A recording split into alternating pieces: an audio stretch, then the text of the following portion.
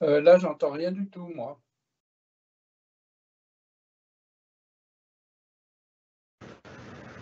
Je crois que c'est normal, non? Ah là, ça... Bon. Oui, ça y est. Charlotte, on entend. Vous êtes en direct. Bonjour à tous. Nous vous remercions de participer à cette session des grands... Ah.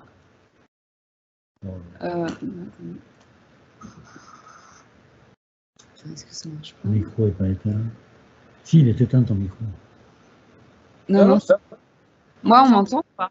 Oui. Oui, oui. Donc c'est bon. Je vous remercie d'assister à cette troisième session des grands ronds du jeudi. Donc, prenez note des prochains grands rounds de 2022. Donc, en janvier, ce sera Kolangit à IgG4, Mimikine Klatskin opéré par l'équipe de Montpellier. En mars, les adénomes hépatiques avec l'équipe de Bordeaux. En juin, les TNE pancréatiques avec une équipe de Paris. Et en septembre 2022, les traumatismes fermés du pancréas par l'équipe de Grenoble. Donc aujourd'hui, je vais partager mon écran. On va discuter d'un cas de traumatisme de la voie biliaire au cours d'une cholestectomie. Vous me dites quand je peux commencer, quand l'écran sera partagé.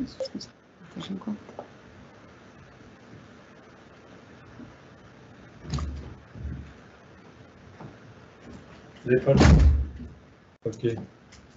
Je sais. Est-ce que... Ouais, si. On attend le partage d'écran. Est-ce que ça marche? Ça, c'est la version. Non, je m'en fous. Est-ce que ça marche? Non. Non. Il y a qui là? C'est oui, là, il y a tout le monde.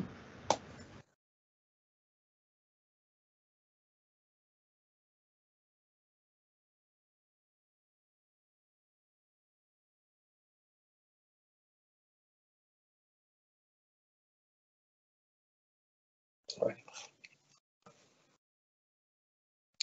Mais c'est sans son. Ouais.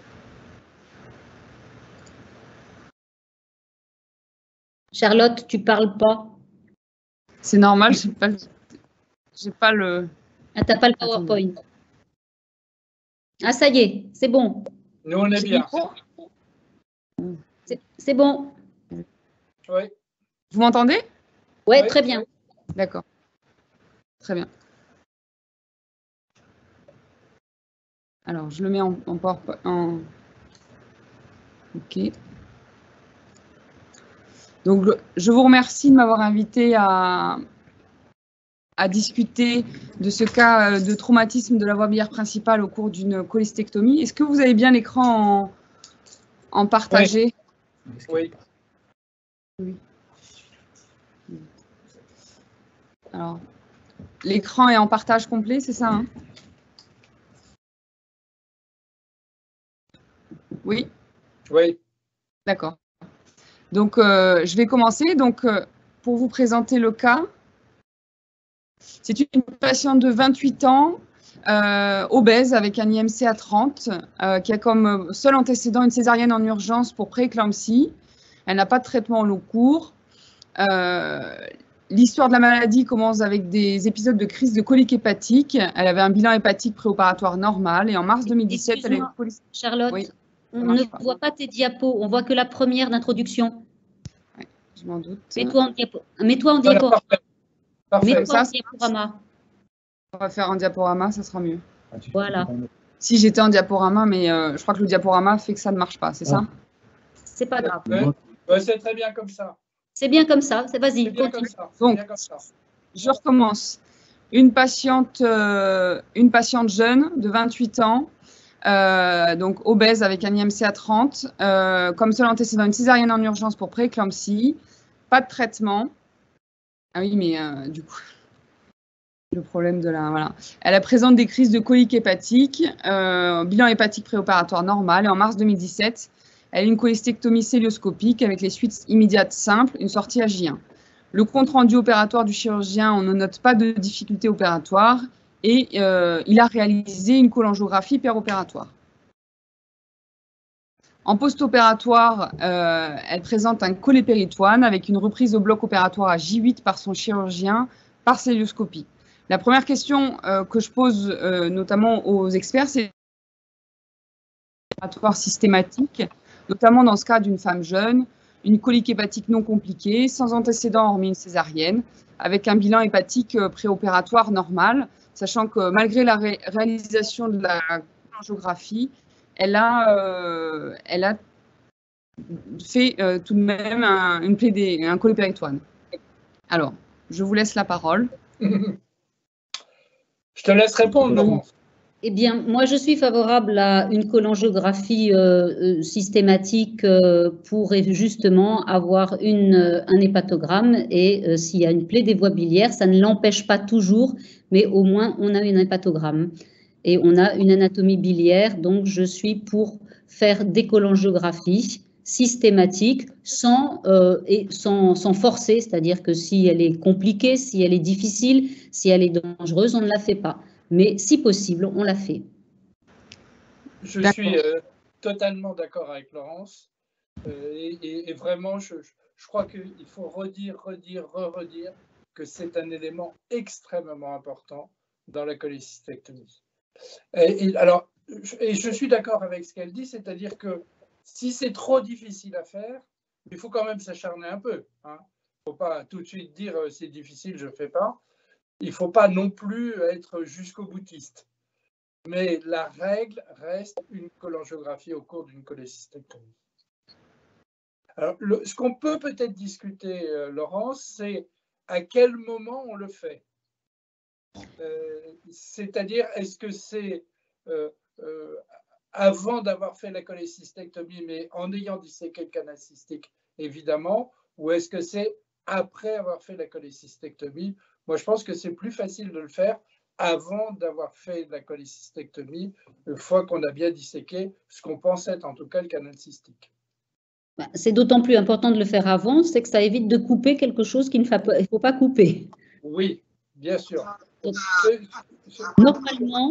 normalement, on fait la cholécystectomie avant de couper quoi que ce soit. Je suis entièrement d'accord avec toi.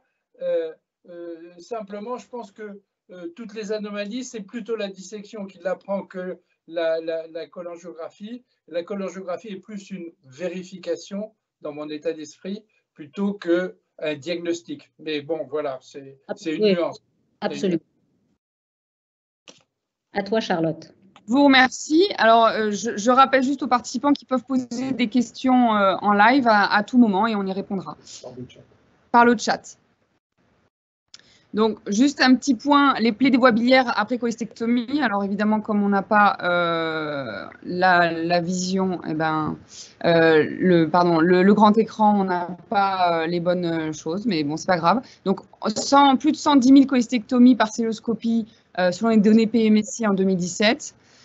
La plaie des voies biliaires, c'est une complication qui est catastrophique pour une intervention de routine. Alors, avec la laparotomie, on n'avait quasiment pas de plaie des voies biliaires. Et puis, l'avènement de la célioscopie a augmenté le taux de plaie des voies biliaires. Et on a des taux qui sont… Ça va pas? J'entends. Oui. Pardon, on a des taux qui sont, alors, des fois, décrits autour de 0,5%. Et dans cette étude de registre suédoise, finalement, on a des taux plutôt autour de 1,5%, et ce qui représente plutôt la vraie vie. Et dans cette étude aussi suédoise, on voit bien que l'avènement de la célioscopie, elle a augmenté le taux de plaie des voies biliaires. Alors, pourquoi on fait une plaie des voies biliaires, et même lorsqu'on est un chirurgien expérimenté?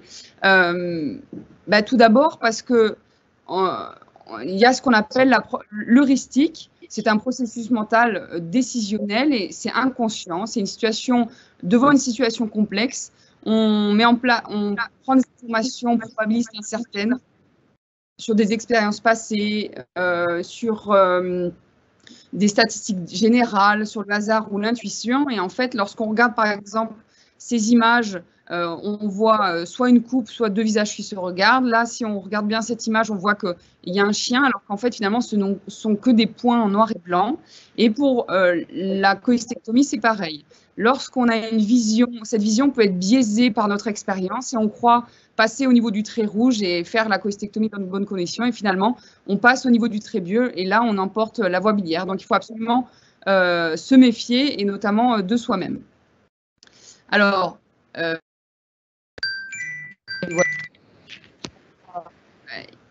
ces recommandations, elles ont été publiées dernièrement dans Annales de Chirurgie. Il y a un programme, le programme SAGE, qui décrit 6 points primordiaux pour réaliser une cholecystectomie en sécurité. Donc, tout d'abord, la Critical View of Safety qui a été décrite par Strasberg la première fois. Donc, libérer, regardez, surtout libérer le triangle de Callot, le collet vésiculaire. Il faut 2 structures qui entrent dans la vésicule, donc l'artère cystique et le canal cystique. Il faut comprendre et connaître les variations anatomiques. Utiliser la cholangiographie. Alors, dans ces recommandations, il ne parle pas de systématisation, mais en tout cas, en cas de difficulté, c'est absolument indispensable. Il faut faire une pause avant de clipper toute structure biliaire afin de bien vérifier la critical view of safety. Reconnaître quand la dissection est trop difficile et qu'on approche une zone à risque. Et dans ce cas-là, il faut éventuellement faire une cholecystectomie partielle. Et enfin, il faut demander de l'aide lorsqu'on est en difficulté. Donc, la cholangiographie péropératoire, dans cette étude, en fait, elle permet de détecter la plaie des voies biliaires dans plus de 3/4 des cas, alors que seulement dans 22% lorsqu'on ne fait pas de cholangiographie. Ce résultat est d'autant plus important que la majorité des cholecystectomies se font actuellement en ambulatoire et détecter la plaie des voies biliaires et donc éventuellement le collet péritoine, le sepsis qui peut l'induire avant qu'il arrive, c'est évidemment le meilleur pronostic chez ces malades. En plus de détecter la plaie des voies biliaires, sur cette étude américaine publiée dans JAMA en 2003 sur plus d'1 500 000 cholecystectomies, il y avait un taux de plaie des voies biliaires de 0,5% et ils ont conclu qu'il y avait un risque augmenté de plaie des voies biliaires si on ne réalisait pas de cholangiographie. D'autant plus que lorsque le chirurgien réalisait une cholangiographie de façon très fréquente, le risque de plaie des voies biliaires diminuait. Ces résultats sont confirmés par cette étude de 2012 suédoise. L'incidence des plaies des voies biliaires diminuait de 29% en cas de cholangiographie. Et ce qui est important de retenir dans cette étude, c'est que lorsqu'on réalisait la cholangiographie, mais qu'on n'y arrivait pas, donc lorsqu'on avait juste l'intention de la réaliser, eh ben, rien que d'avoir l'intention, ça diminue la mortalité après cholecystectomie de 62%. Pourquoi? Probablement parce que lorsqu'on essaye de faire une cholangiographie, on essaye de se mettre dans de bonnes conditions, on fait une bonne critical view of safety, et donc le risque est diminué de plaie des voies biliaires et donc de mortalité.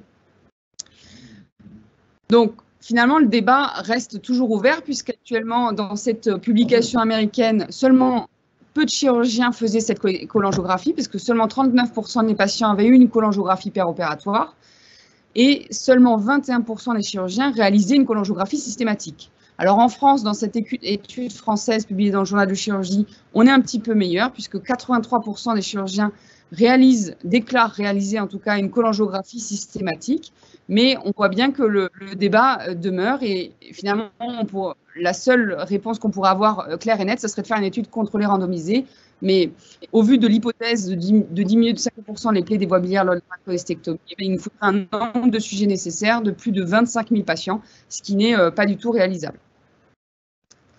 Donc, la cholangiographie systématique, pour nous, oui. Pourquoi? Tout d'abord pour s'entraîner. Parce que plus on fait de cholangiographie, meilleur on est à l'interprétation notamment de l'hépatogramme, des variations anatomiques, donc éventuellement d'une plaie des voies biliaires. Pour l'apprentissage, c'est indispensable. Je pense notamment aux plus jeunes, parce que lorsqu'on fait une bonne cholangio, souvent on s'est bien exposé donc avec une critical safety qui est bien faite. La durée de la cholangiographie, ça prend environ 10 minutes et même moins lorsqu'on est plus avancé, plus expert. Le c'est plus de 90%, donc finalement, c'est quand même un examen qui prend peu de temps et qui est très rentable. Alors, je vous montre cette cette cholangiographie, donc on voit un bon passage duodénal, une voie biliaire et on voit l'hépatogramme. Donc ça, c'est une cholangiographie comme une bonne cholangiographie comme il faut faire. On voit le canal gauche et les deux canaux à droite. Le cystique est bien individualisé à distance de la voie biliaire. Là, on peut dire qu'on a fait une cholangiographie, ça a duré moins de 10 minutes et on peut continuer notre geste de cholecystectomie. Ça permet de détecter de façon précoce la plaie, et notamment dans ce rapport de l'AFC en 2011, il y avait 37% de découverte des plaies de voie biliaire qui étaient des cholépéritoines. Et lorsqu'on détecte précocement la plaie, finalement, on évite le sepsis à ces personnes-là. Et enfin, on peut détecter effectivement une variation anatomique. Alors, ça ne prévient pas forcément la plaie de la voie biliaire puisqu'on réalise souvent la cholangiographie après avoir réalisé la plaie. En tout cas, moi, je vous montre cette photo. C'était ma première cholecystectomie en tant que chef de clinique. Et vous voyez qu'il y a un glissement du secteur postérieur. Et c'est vrai qu'à ce moment-là, j'étais quand même ravie d'avoir fait une cholangiographie parce que ça m'a permis d'être sûre de ne pas disséquer plus loin et de m'arrêter là et de ne pas faire de plaie. Donc, pour revenir à notre cas clinique, cette patiente de 28 ans, son chirurgien lui a fait une cholangiographie en péropératoire. Ça ne l'a pas empêché d'avoir un cholépéritoine. Mais quand on regarde, on a récupéré évidemment les clichés de la cholangiographie. Et quand on regarde en fait la cholangiographie, je vous laisse regarder cette cholangiographie. Et on voit qu'il y a un bon passage du produit de contraste, une voie biliaire fine. Mais par contre, on n'opacifie pas du tout les voies biliaires intrahépatiques. On a peut-être le début d'un canal droit à cet endroit-là, mais en fait, le chirurgien, il a juste cherché à savoir s'il y avait un calcul du bas-cholédoque, mais il n'a pas du tout poussé à avoir l'hépatogramme. Et ça permet de dire qu'il faut faire une cholangiographie, certes, mais il faut la faire dans les conditions optimales et avoir tout l'hépatogramme complet est indispensable à la fin de la cholangiographie. Et il faut continuer, il faut mettre le malade tête en bas, etc., le plus possible, afin d'avoir un bel hépatogramme. Donc, cette patiente a été reprise chirurgicalement et le chirurgien, il a vu une extravasation de bile et il a visualisé 3 canaux biliaires. Il a suspecté donc une plaie de la convergence biliaire supérieure. Et donc là, moi, je donne la parole aux experts. Est-ce qu'il faut réparer immédiatement en péropératoire? Juste un point. Tu as insisté, et à juste titre, et il faut réinsister et réinsister sur la nécessité d'avoir une très bonne cholangiographie avec tout qui peut être vu, et en particulier l'hépatogramme intrahépatique, parce que c'est absolument indispensable. Et on a la preuve dans ton histoire que finalement, ce n'est pas ce qui a été fait. Donc ça, c'est la première chose. Deuxième chose, je voudrais redire l'importance de la dissection. Tu vois, c'est pas parce qu'on fait une cholangiographie qu'on ne doit pas disséquer complètement le triangle de Callot, le critical view of safety, et que donc c'est deux choses totalement complémentaires, mais l'une ne va pas remplacer l'autre. Troisièmement, la remarque pour moi importante dans cette observation, découvrir un cholépéritoine à J8, attends, mais c'est un problème pour moi majeur. Il faut quand même redire qu'un cholépéritoine, c'est gravissime. Il y a une mortalité au cours des cholépéritoines, même bien traités. Donc en fait, on fait courir un risque vital dans une intervention qui normalement, pour une femme jeune, même si elle est obèse, n'a pas de risque vital. Autrement dit, là, il y a un problème avant d'arriver à s'il faut l'opérer, comment l'opérer, etc. Il faut voir ces malades en post-opératoire. Alors, c'est vrai que la chirurgie ambulatoire fait sortir les malades à J1, mais pour autant, si on les fait sortir à J1, il faut les appeler à J2 pour leur demander si ça va bien, s'il n'y a pas de douleur. Il faut quand même rappeler qu'une cholecystectomie célioscopique, à J2, il n'y a plus de douleur. Il n'y a plus de douleur. Il ne doit pas y avoir de douleur. Et s'il y a des douleurs, c'est qu'il y a quelque chose. Et autrement dit, la première remarque, moi, c'est que le péritoine à J8, oh là là, avant de rentrer dans savoir ce qu'il faut faire. Alors, moi, je vais être un petit peu, je ne vais pas être tout à fait d'accord. Oui, sur, et là, je m'avance beaucoup parce que je ne suis pas d'accord avec cette critical view là, qui a été publiée. et en particulier cette dissection extensive du triangle de Callot. Moi, ce que je pense, c'est que le danger, c'est le triangle de Callot. Là où on fait où on peut faire des plaies latérales, on tire. Et personnellement, je conseille aux jeunes de disséquer le collet vésiculaire par derrière. Il n'y a jamais de danger là. Et d'essayer d'individualiser d'abord le collet avant même d'individualiser l'artère cystique et d'aller justement dans ce triangle de Callot qui, lorsqu'il y a une cholécystite ou quand il y a des anomalies des voies biliaires, c'est là qu'il y a les dangers. Donc pour moi, c'est pas cette dissection que tu as montrée, elle est belle, mais elle est belle quand c'est parfaitement facile et que le chirurgien dissèque avec prudence. Donc voilà, je voulais dire ça. Alors, pour répondre ensuite à ta question, la réparation directe là n'est pas une option pour 3 raisons. La première, c'est qu'on l'a vu, c'est un collet péritoine à J8. Et un collet péritoine, en règle générale, eh ben, les patients ne sont pas bien et tout est infiltré de bile. Bref, ça peut être infecté, donc on est en milieu hostile. La deuxième chose, c'est que tu as montré une cholangiographie, certes incomplète, mais qui me semble montrer que les voies biliaires étaient particulièrement fines. Autrement dit, cette réparation sur des voies fines, pas dilatées, alors là, certainement pas. Donc, c'est la deuxième raison. Et la troisième raison, c'est qu'on est devant une plaie biliaire manifestement grave avec 3 canaux. Autrement dit, c'est une plaie Strasberg, enfin, on va pas, tu vas le dire certainement, mais en tout cas, c'est une plaie grave impliquant la convergence. Donc, surtout pas de réparation immédiate. Totalement d'accord avec Laurence. Je suis d'accord pour insister sur la dissection postérieure et sur le fait que le mot triangle Callot est peut-être un peu abusif parce qu'il n'y a pas besoin de disséquer la voie biliaire principale. Ce qu'il faut, c'est bien disséquer le cystique, le collet vésiculaire et remonter. Oui, d'accord, entièrement d'accord. Je vous remercie.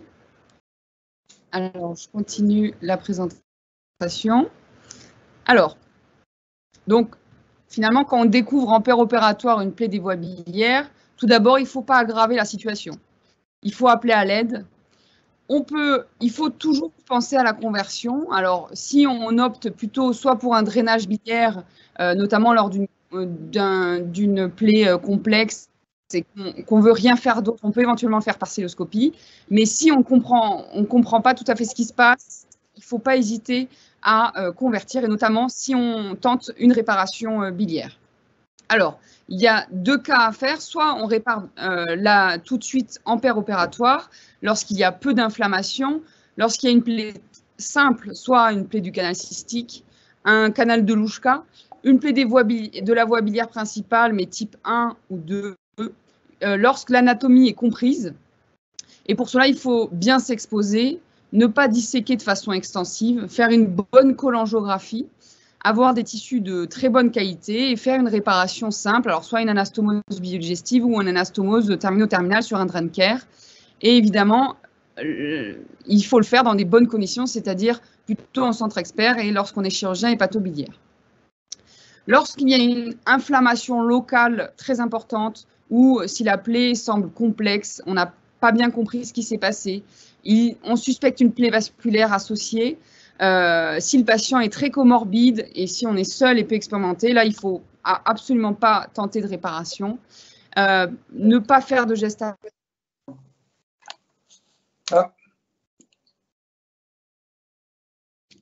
On a perdu Charlotte. Oui, on a perdu Charlotte, là.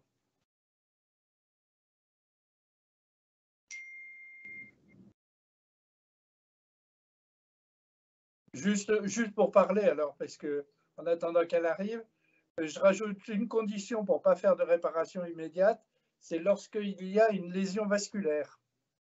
Parce que assez souvent, dans ces lésions, il y a une lésion éventuellement soit de l'artère cystique, mais souvent plus même d'une branche droite de l'artère hépatique. Et une lésion vasculaire mal comprise associée à une lésion biliaire, ça, c'est une condition pour moi où il ne faut pas tenter une réparation, même en immédiat. Oui, je suis d'accord. C'était juste pour rajouter un petit peu pour le temps qu'on récupère Charlotte.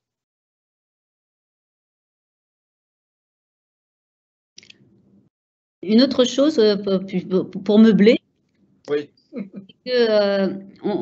Charlotte parlait des procédés heuristiques, enfin de tout ce qu'on a dit depuis le début de la célioscopie.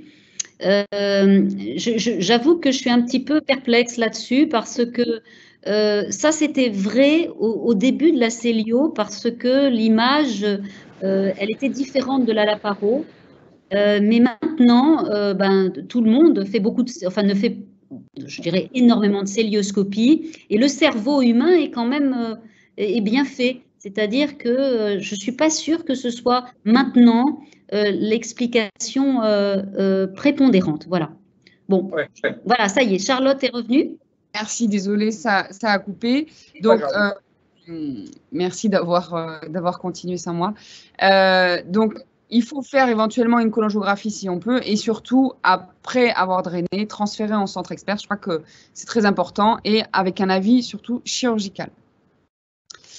Alors, l'objectif de la réparation, c'est une réintervention qui guérit en fonction des conditions locales, de la cholangiographie et l'exercice du chirurgien. Et pourquoi une réintervention qui guérit? Parce qu'il faut qu'une seule intervention. Parce que lorsque il y a un échec de la première réparation, eh ben on passe d'un bismuth 1 à potentiellement un bismuth 4 qui rend la réparation bien plus complexe puisque la sténose remonte, il y a une perte de substance plus importante et les suites sont bien plus morbides et mortelles. Vouloir réparer son erreur immédiatement en opératoire, eh bien, ça peut conduire à l'échec puisque, comme on voit dans cette étude, 75% des chirurgiens réparent eux-mêmes. Et lorsque le chirurgien le fait lui-même, eh bien, le succès de la réparation est très mauvais, 17%, avec une mortalité à 11%. Lorsque c'est réalisé par un chirurgien hépatobiliaire, là, par contre, le taux de succès est très important, plus de 90%, avec une mortalité bien moindre, entre 0 et 2%.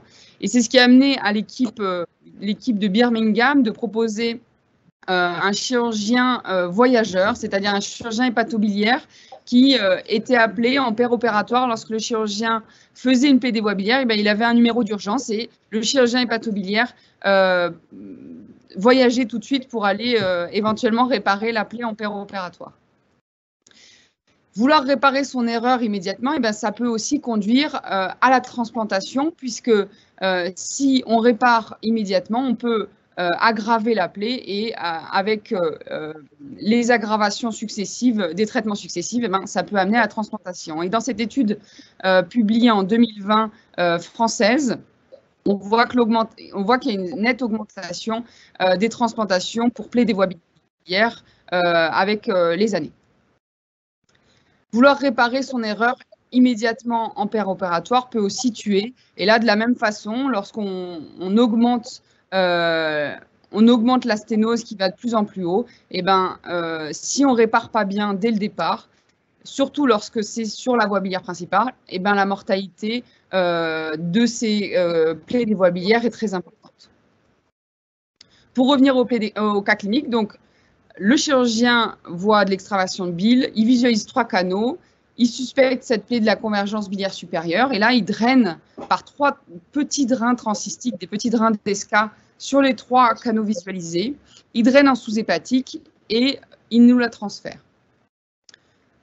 Donc, nous, on réalise le bilan dans les semaines après, on réalise le bilan de cette plaie. Donc, voilà, c'est le scanner. On voit qu'il y a une hypoperfusion du foie droit avec une dilatation des voies biliaires. Ça nous fait suspecter une plaie de la branche droite de l'artère hépatique qui est présente dans 20 à 40% des cas en cas de plaie de la voie biliaire principale. Donc, sur ces images du scanner, on voit bien la dilatation des voies biliaires. Le foie droit a été quand même,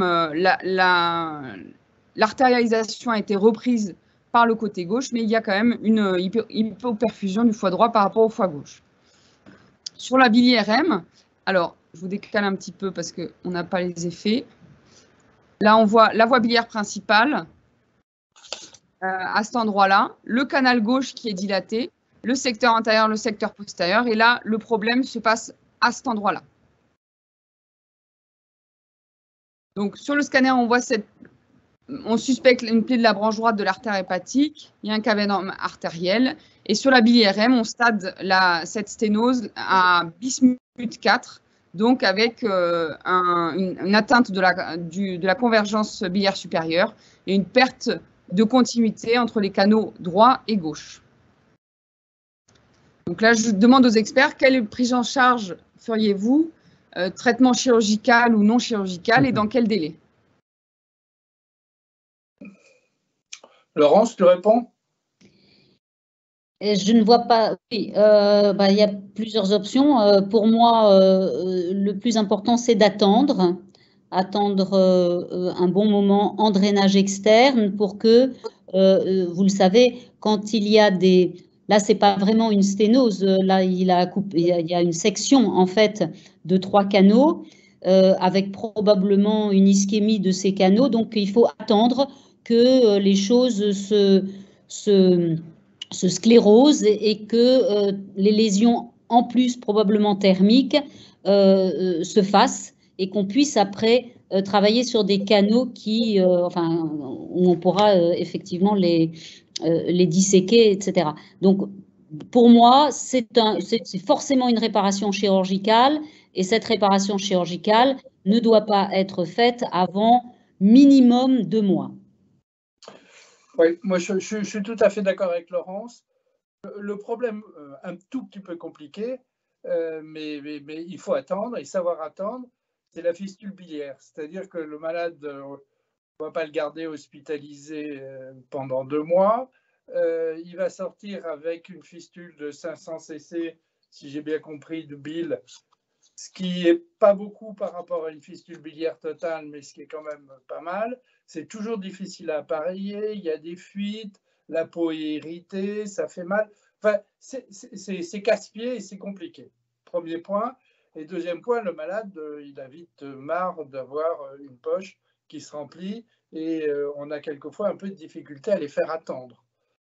Et le dernier point, mais peut-être qu'on en parlera un peu plus tard, c'est dans quel ordre on va supprimer les drains, comment on va faire à partir du moment où on se dit on rentre dans la période où on pourrait envisager une réparation.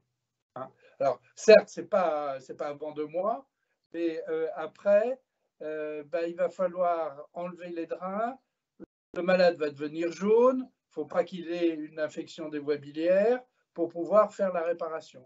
Et ça, c'est toujours une période un petit peu compliquée, qui, à mon avis, doit se faire en hospitalisation. Et il faudra d'abord supprimer, je pense, le gros drain de drainage sous-hépatique, à partir du moment où il ne donne plus, hein, bien sûr. Et puis ensuite, les petits drains qui ont été mis en place, il faudra probablement les supprimer. La seule question que j'aurais, c'est de savoir si je ne ferai pas une opacification biliaire par ces drains avant de les enlever, pour avoir une meilleure image, même qu'une cholangio-IRM, même si maintenant, avec les cholangio-IRM, on a une très bonne image quand même. Hein. Tu es très optimiste, Denis, de penser qu'on va pouvoir enlever tous les drains. Parce qu'en fait, je suis assez d'accord sur le fait que c'est vraiment une période très, très compliquée pour les malades. Il va falloir hospitaliser cette malade, donc je pense que vous l'avez gardé un petit peu de temps pour gérer effectivement ces drains. L'idéal étant effectivement soit par miracle clamper les drains et puis les enlever qu'ils ne soient plus en fistule, mais j'y crois pas beaucoup, ou alors n'avoir plus qu'un seul drain ou au moins des drains qui sont faciles. Oui. Vous avez des escas là, donc c'est mieux qu'avoir une fistule qui abîme la peau complètement, d'accord, effectivement. Et puis surtout, il faut apprendre la patience au malade, c'est pas simple, il faut lui expliquer que c'est l'avenir qui est en jeu. Et je suis d'accord, mais ça peut prendre plus de temps. Et c'est toujours, c'est vrai, un compromis entre le malade qui en a marre et puis la réparation qui, plus elle est précoce, plus elle risque d'être un petit peu difficile. Sur la cholangio que tu as montré, le canal hépatique gauche est sympa parce qu'il est un peu dilaté. Par contre, les 2 canaux droits, là, ils sont microscopiques. Et ça, c'est un vrai problème. Parce que ce n'est pas tellement, en fait, c'est pas la dilatation qui est importante, c'est la paroi. C'est-à-dire, si on a une paroi pellucide, ça, c'est pas bon du tout. Mais si c'est une paroi un petit peu épaisse, là, quelle que soit la dilatation, on est mieux. Donc, c'est vrai que là, on est dans un des cas les plus compliqués parce qu'on a 3 canaux, 1 dilaté et 2 très petits, et ça remonte un petit peu haut. Oui, et il y a pardon, il y a probablement une lésion de la branche droite de l'artère hépatique avec un cavernome artériel gauche-droite qui a dû se mettre en place ou qui va se mettre en place. Oui, raison de plus pour attendre. Raison de plus pour attendre.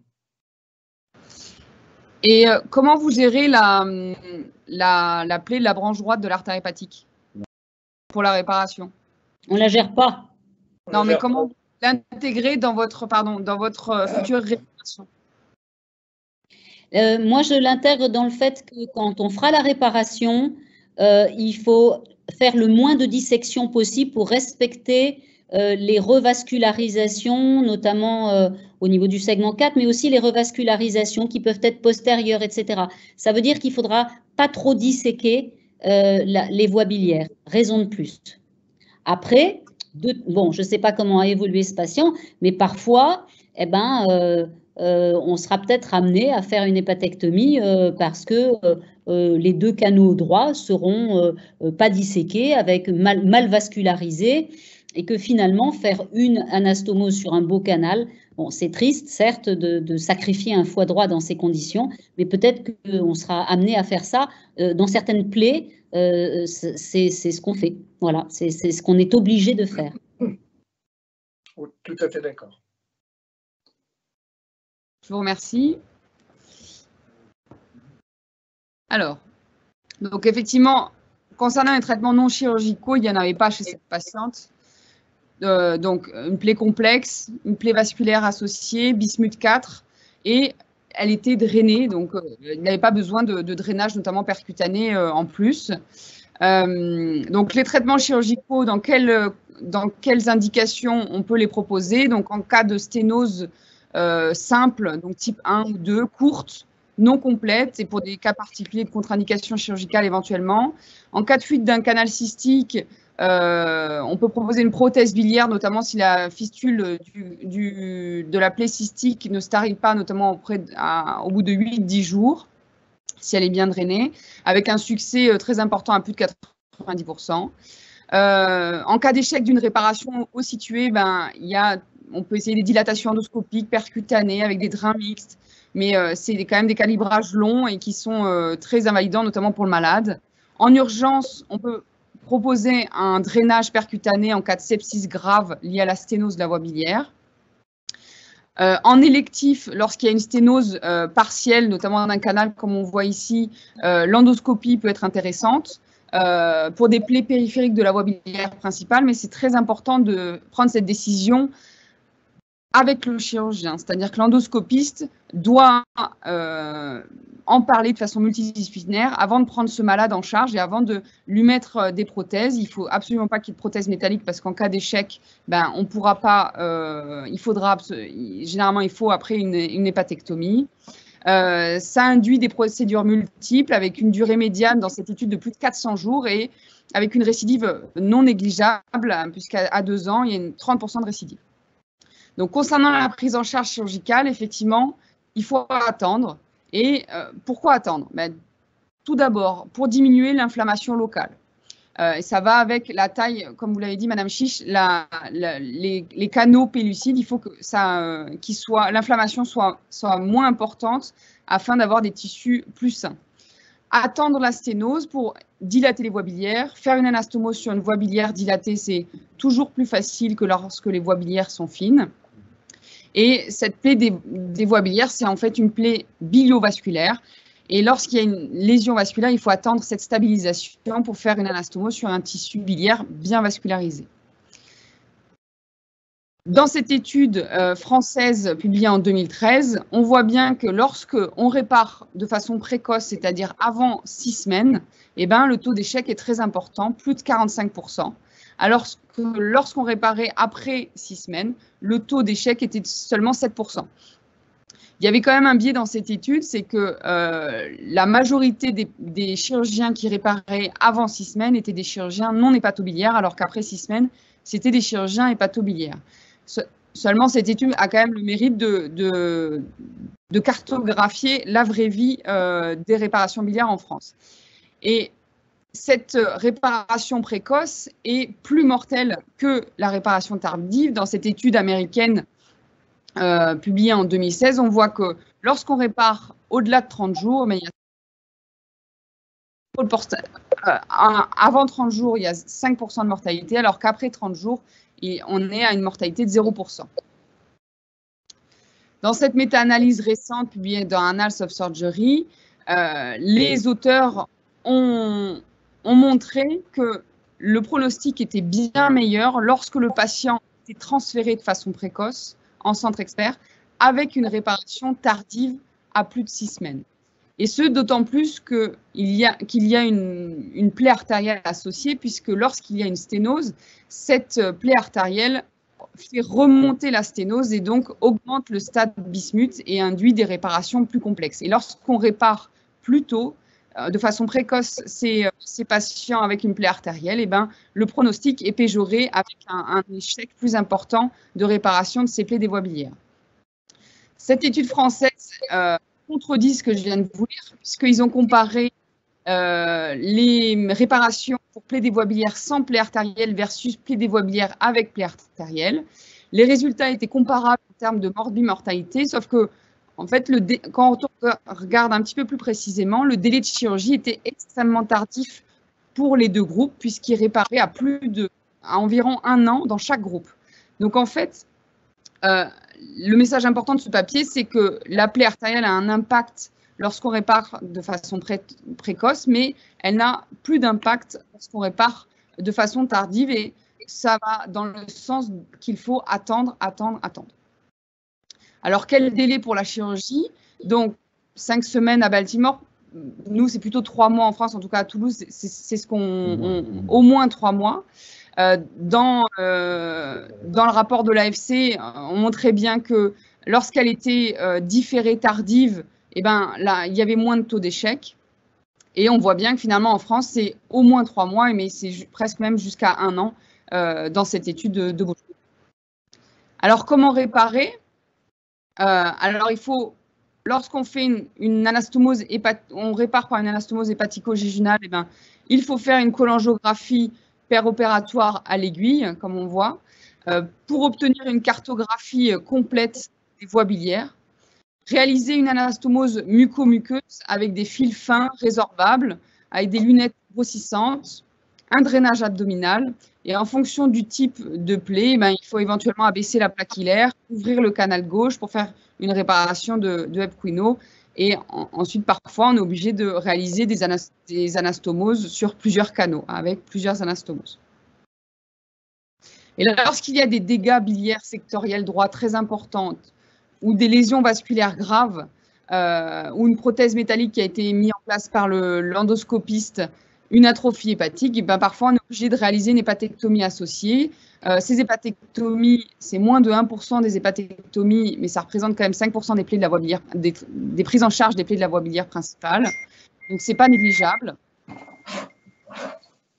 Le patient continue cette prise en charge et qu'il a des endoscopies, il fait des angiocolites, il a une première réparation qui a un échec, on le draine, il a une deuxième réparation, c'est un échec, et ben, ce processus qui est long va amener à une cirrhose biliaire secondaire qui est décompensée, une cholangite diffuse éventuellement, et qui peut mener à une transplantation hépatique. Alors, c'est très peu des indications de transplantation, mais il faut avoir en tête que ces patients ont juste eu une cholestectomie, une chirurgie de routine et qui les amène à une transplantation hépatique. Dans la publication récente française, ça représentait 0,13% des transplantations en France. ces opérations, que ce soit l'hépatectomie ou la transplantation hépatique, il faut comprendre que c'est des opérations extrêmement difficiles puisque c'est des patients qui ont des plaies très étendues avec une inflammation locale souvent très prononcée. Donc, revenons à notre cas clinique. Cette patiente, on a attendu 4 mois et à 4 mois, on a réalisé une hépatectomie droite élargie aux 4 antérieurs avec une anastomose biliodigestive sur le canal gauche. Pourquoi? Parce que comme on le voyait sur la bili-RM, les canaux à droite étaient très petits. Il y avait une hypoperfusion du foie droit, un cavernome artériel, une difficulté à la dissection du pédicule. Et donc, on a opté pour faire une seule chirurgie dans de très bonnes conditions sur un canal gauche qui était dilaté. Et donc, on le voit sur cette cholangiographie, c'est vrai que ce canal gauche était bien dilaté. Dans les suites, elle a présenté une acide qui a été traitée efficacement par diurétique. Elle est sortie au domicile à J10. Et actuellement, on est à 4 ans de la chirurgie et cette patiente est totalement asymptomatique et va très bien. En conclusion, la plaie des voies biliaires, c'est une complication iatrogène ayant un impact potentiellement catastrophique chez les patients. La cholangiographie péropératoire permet de détecter précocement la plaie de la voie biliaire. Il faut absolument les adresser en centre expert et prendre des décisions de prise en charge en pluridisciplinaire. Il faut former les jeunes chirurgiens, tant sur le plan technique, avec la dissection, comme on l'a vu, et comme on en a parlé, du pédicule cystique, mais aussi sur le plan psychologique. Il faut apprendre aux jeunes qu'il ne faut pas essayer de réparer si on a fait une plaie. Il faut tout de suite demander de l'aide et c'est pas grave, arrêter son geste et demander de l'aide et éventuellement juste drainer.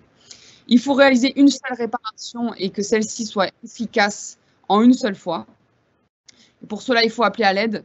Il faut souvent faire réparer la plaie, pas par soi-même, mais par un chirurgien hépatobiliaire expert. Et quand on est chirurgien hépatobiliaire et qu'on fait la plaie des voies biliaires, il faut demander à un collègue.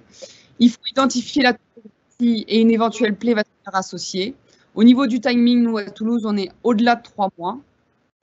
Il faut choisir la bonne chirurgie, informer le malade sur le fait que ça va être très long, comme l'a précisé M. Castin et Mme Chiche. Et le mot très important, c'est être patient dans cette prise en charge, puisque l'échec d'une réparation précoce peut amener à une réparation bien plus complexe et bien plus morbide et mortelle. Je vous remercie. Bravo.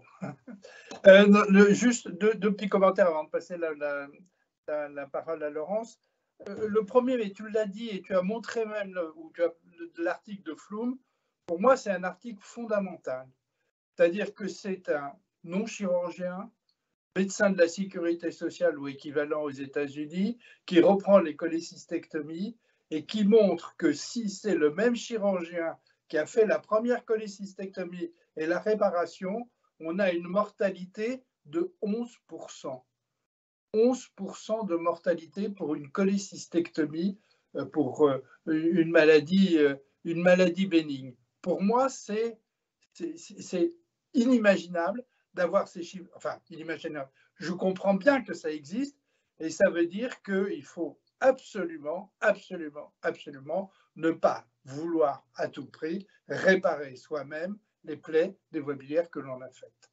Et qu'il y a toujours sur ces malades-là le passage à un centre expert. Tu l'as dit très très bien, mais moi je veux insister sur cet article parce que pour moi il m'a bouleversé par les chiffres.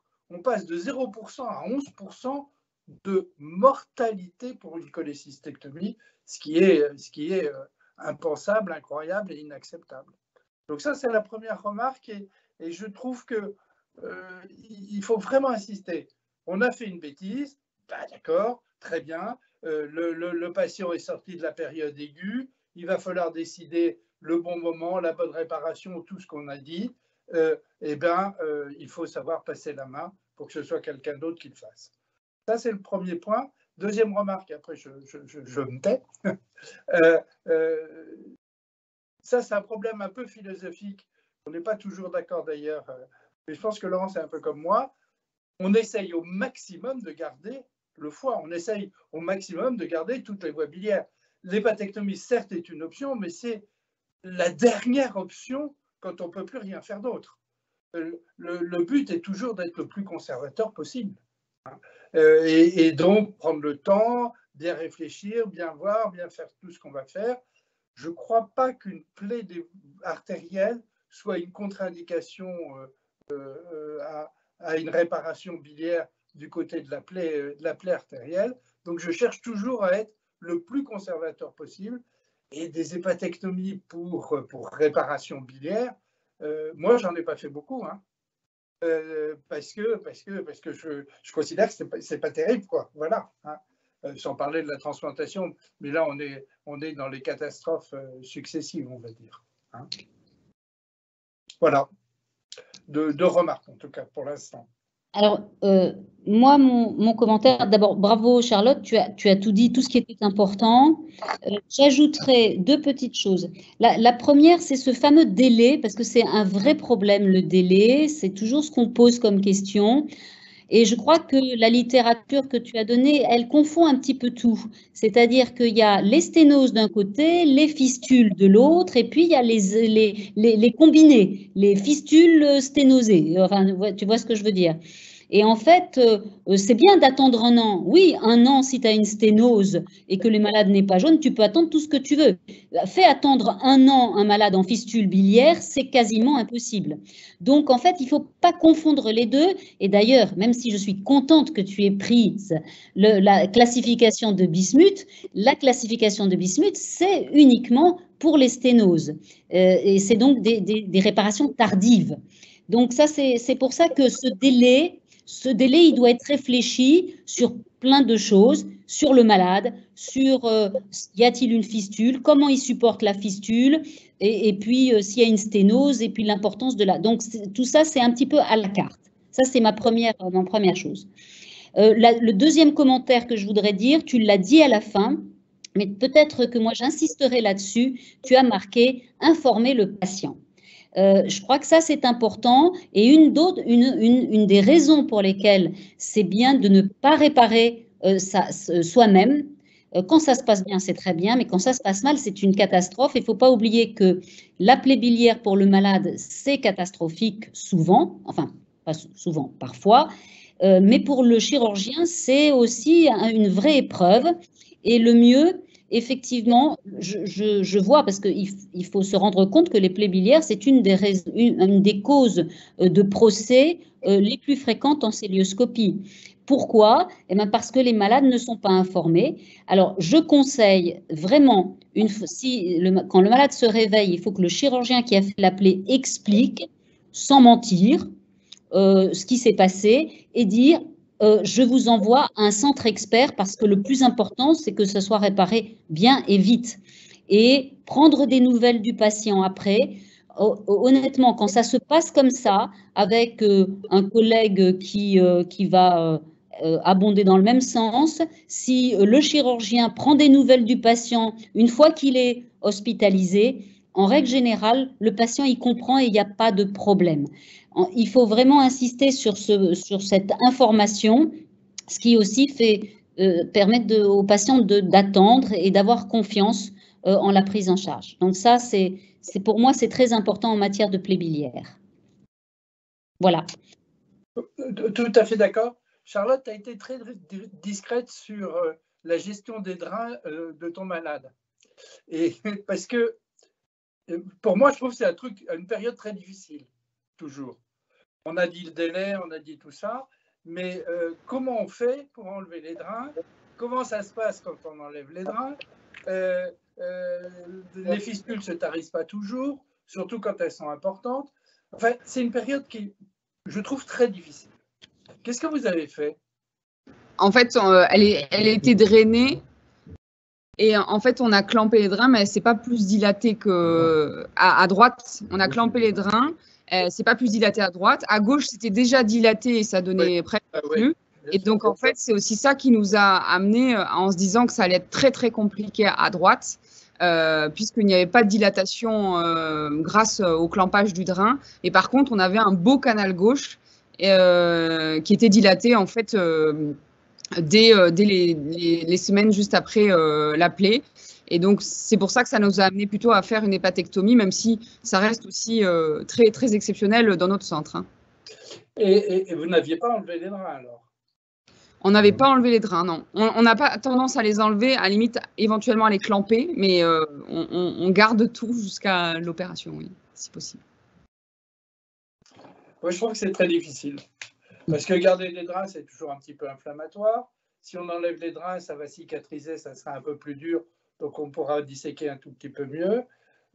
Mais quand on enlève les draps, les malades risquent de devenir jaunes, ils risquent de faire des crises d'angiocolite.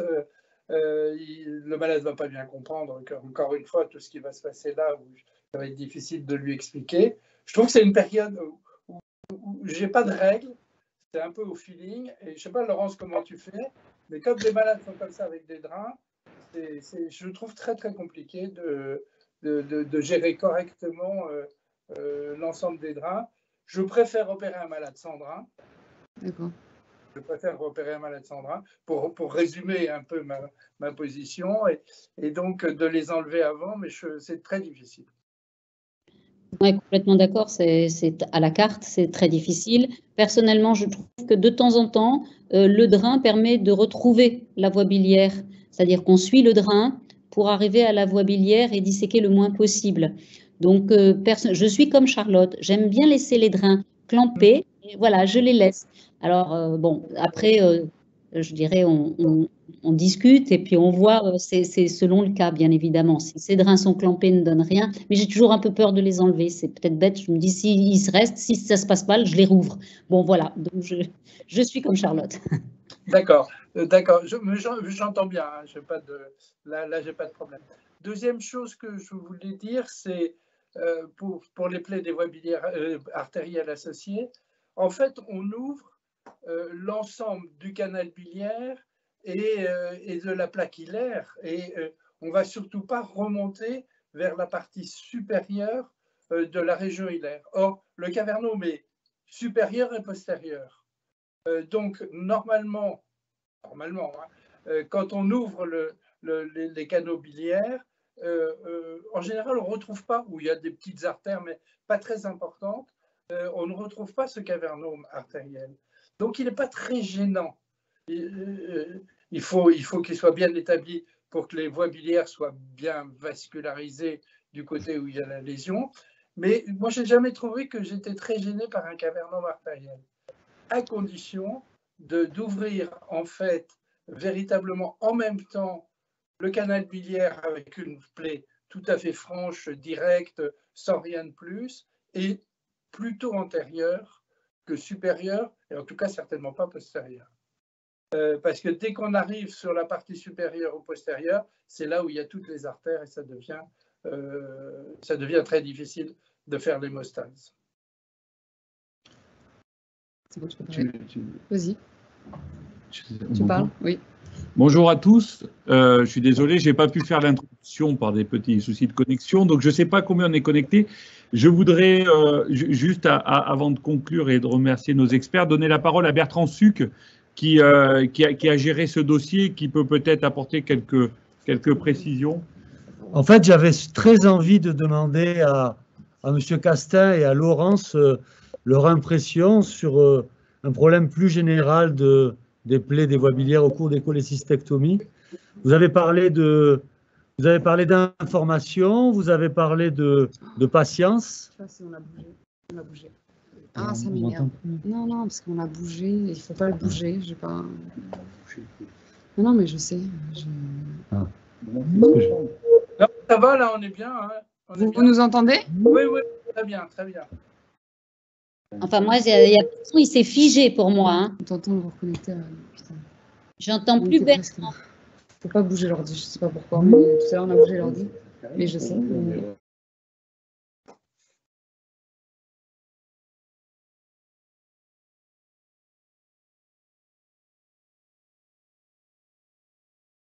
Ah, ça y est, on a perdu. On les a perdus. Alors, qu'est-ce qu'on peut dire, nous? Au moment de la réparation, mais Charlotte en a parlé, mais je crois qu'il faut vraiment insister là-dessus, il faut avoir un cholangiogramme complet. Et il va falloir quelquefois s'acharner à faire un cholangiogramme complet. Surtout quand il y a des lésions de la convergence, comme sur cette malade. J'avais même l'impression sur les premiers clichés que la convergence secondaire à droite était peut-être un petit peu abîmée. Autrement dit, il va falloir faire 3 cholangiographies successives pour avoir un cholangiogramme complet. Et ça, il faut véritablement s'acharner au moment de la réparation à faire ce cholangiogramme complet parce que c'est le seul moyen où on sera sûr d'avoir bien tout retrouvé comme canaux.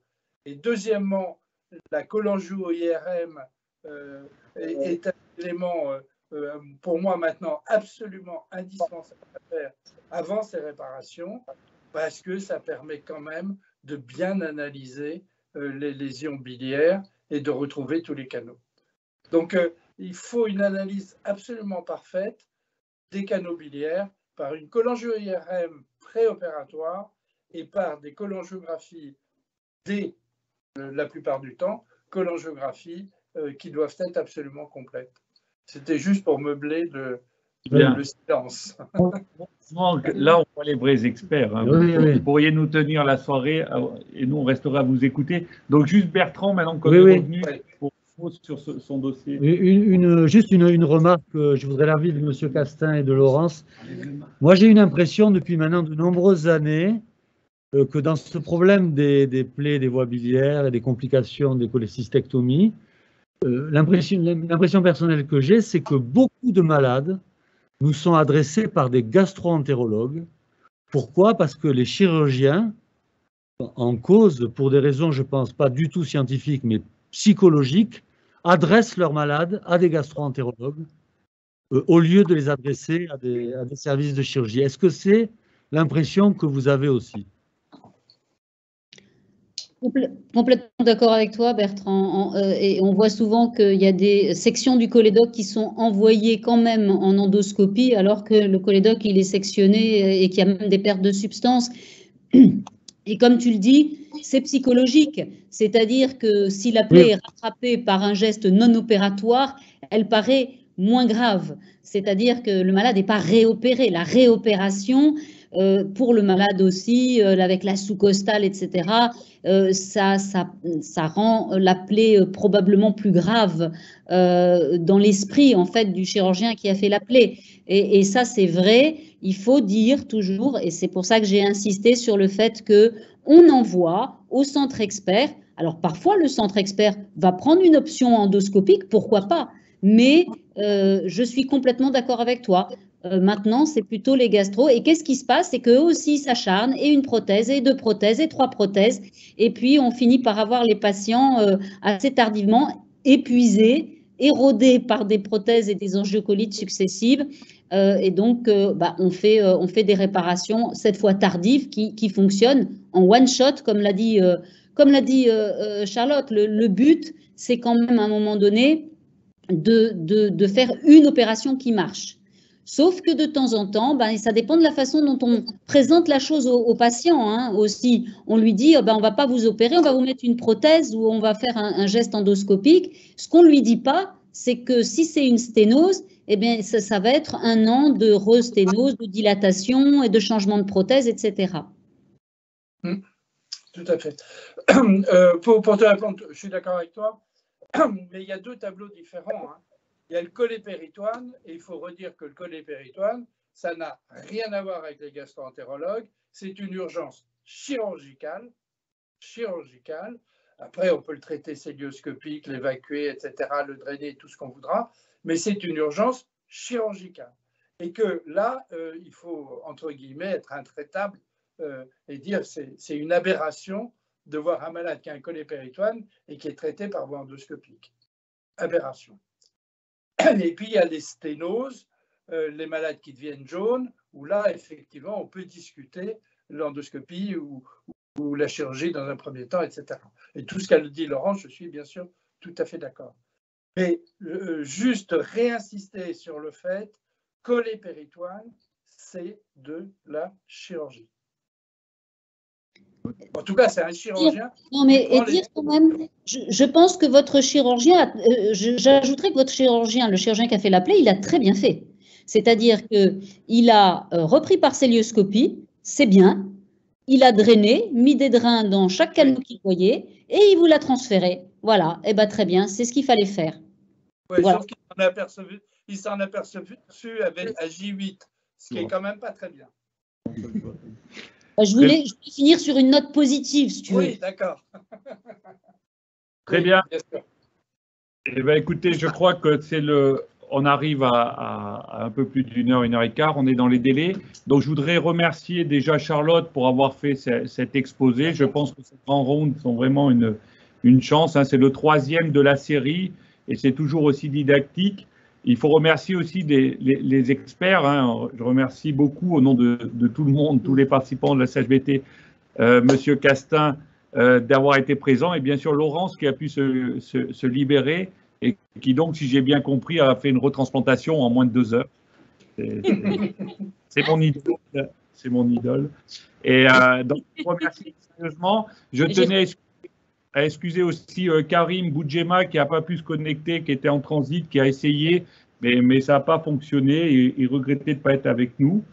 Donc, merci à nos 2 experts. Je n'ai pas le nombre de participants, mais j'imagine qu'ils ont été nombreux. Il y avait beaucoup de préinscrits. Je rappelle plus les prochains grands rounds qui sont prévus, donc pas avant la fin de l'année parce qu'il y a le congrès commun. Je ne sais pas s'il y a quelqu'un chez Hopscotch qui peut mettre la diapo avec les prochains. On l'a vu la diapo au début, Fabrice. Donc voilà, il y a 4 prochains grands rounds qui sont prévus et donc voilà. Et donc je vous remercie, Monsieur Castin, Laurence et à tous les participants, Charlotte, Bertrand Suc et tous ceux qui nous ont écoutés. Merci beaucoup et à la prochaine fois. Merci à vous. Au revoir. Au revoir. Au revoir. Au revoir.